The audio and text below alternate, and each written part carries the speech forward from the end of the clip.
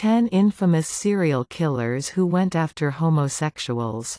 Serial killers are known for committing murders without any sense of guilt or remorse after they finish killing. Most serial killers usually choose victims at random, while there are few who target specific people and ensure that they kill them. There are serial killers who went after people because of their sexual orientation, especially homosexual men. This article will explore the serial killers that targeted homosexuals to understand why they go after them. Jeffrey Dahmer. He is one of the most prolific serial killers that ever existed. He committed his first murder when he was 18 years old, and he continued killing until he was arrested. At the time of his arrest, Dahmer had killed 15 young men. He picked his victims from bars and he targeted poor African American, Latino or Asian people. After picking up his victim, Dahmer would slip sedatives into his drinks so that he does not put up a fight when they are leaving. He would then take them to his apartment where he would rape them and proceed to kill them. He also dismembered their bodies and refrigerated them and eat the flesh. Dahmer was arrested in 1991 and sentenced to 15 life sentences. However, he did not finish his sentence as he was killed in 1994 by a fellow inmate.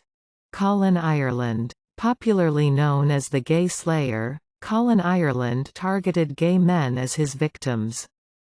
He killed 5 victims in a span of 3 months from March 1993 to June 1993. He was later arrested in July 1993. When he was young, he committed several crimes in that from as early as 16 years old, he started serving time in prison. Colin picked his victims by frequenting gay bars in Coleherne, London, where he picked partners who were passive and into sadomasochism.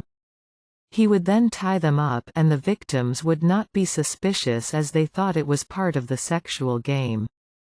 After killing his victim, Colin would do away with any forensic evidence and he even had a change of clothes. This shows that the murders were highly planned. After his arrest, he confessed that he was heterosexual and was only pretending to be gay to get his victims. He was sentenced to life for the 5 murders and he served his sentence until he died in February 2012 when he was 57 years old. Randy Stephen Kraft. Popularly known as the Scorecard Killer, Randy Kraft was a serial killer that operated in Southern California between 1972 and 1983.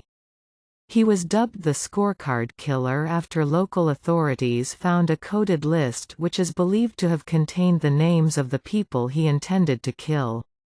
He targeted gay men whom he raped, took pictures and dismembered their bodies.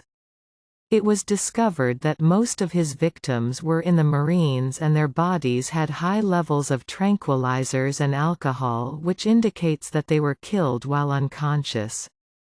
He was charged with the murder of 16 men when he was arrested and given the death penalty. However, it is believed that his victim count is as high as 67. John Wayne Gacy. The serial killer was popularly known as the Killer Clown and his crimes spanned from 1967 to 1978. One would expect that a person would commit the crimes far from his house so that they cannot be traced back to them, but this was not the case with John Wayne Gacy in that all of his murders were committed inside his house at Norwood Park Township. Wayne would bring the victims into his house and handcuff them in the pretense that he was showing them a magic trick. He would then proceed to rape and torture them and then kill them by strangulation. He was arrested in 1978 and 26 bodies of his victims were found buried in his property. He was sentenced to death and executed by lethal injection in 1994. Bruce McArthur. Known as the Santa Claus serial killer, Bruce McArthur terrorized the Toronto gay community. The serial killer targeted men of Asian and Middle Eastern descent. During the time he was active, which was nearly a decade, he killed 8 men and was discovered after the disappearance of Andrew Kinsman, who was quite popular in the gay community. Kinsman disappeared after the Pride celebrations, which worried his friends. CCTV footage revealed him getting into a red Dodge, which the police were able to link to Bruce. When the police found the car, they found traces of blood that DNA confirmed to be Andrew's. A hard drive containing photos of Andrew's dead body was found. The drive also had photos of Selim Essen, who was part of the Toronto gay community and had vanished 2 months prior. Bruce was arrested and the bodies of his victims were found dismembered and put in flower pots in a home where he worked as a gardener. The unsuspecting couple that employed him had no idea that their garden had dead people. Stephen Port, the British serial killer, killed 4 men and also raped numerous people. He looked for his victims in gay dating apps where he would give false information about his background to the victims. In one instance, he pretended that he had gone to Oxford and served in the Navy. Stephen used gamma-hydroxybutyric acid, which is a date rape drug, on his victims. He would give the victims the drink, then rape them and proceed to murder them. After his arrest in 2015, he was charged with 4 counts of murder and several counts of rape. He was sentenced to life imprisonment in 2016. Patrick Wayne Keeney, popularly known as the Freeway Killer and the Trashbag Killer, Patrick Carney is among the most prolific serial killers that ever terrorized the United States of America.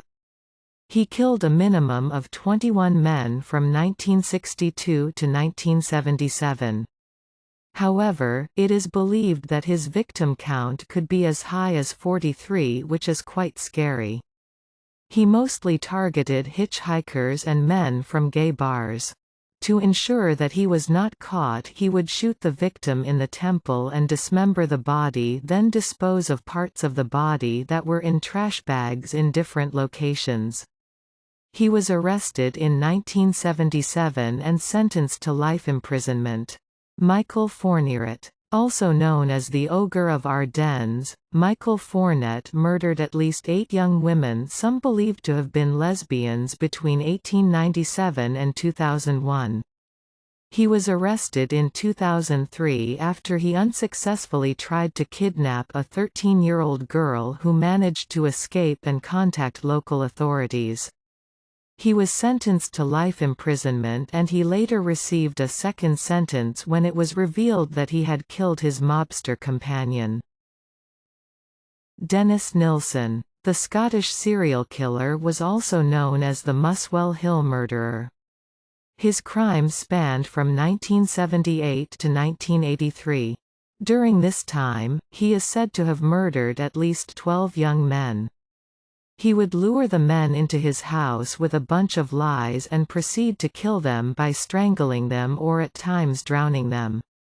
After murdering the victims, he would do a ritual where he bathed and dressed the body and then leave it for some time before disposing of the body by burning it or flushing it down the toilet. He was sentenced to life imprisonment and detained at Fort Sutton Maximum Prison. Wayne Williams, the American serial killer, is believed to have killed at least 2 men in the 1980s. Not all of his victims were gay, but some were involved in Atlanta's gay community. Most of his victims were black, with the majority of them being male adolescents. After his arrest in 1982, he was convicted on 2 counts of murder and given 2 life sentences. Dear viewers, we have tried our best to provide you an informative video. Please comment that how did you find this video, because your opinion and comments are very important to us. If you like the video, please like and subscribe our channel so that you may be updated for our every informative video. Take care of your good self.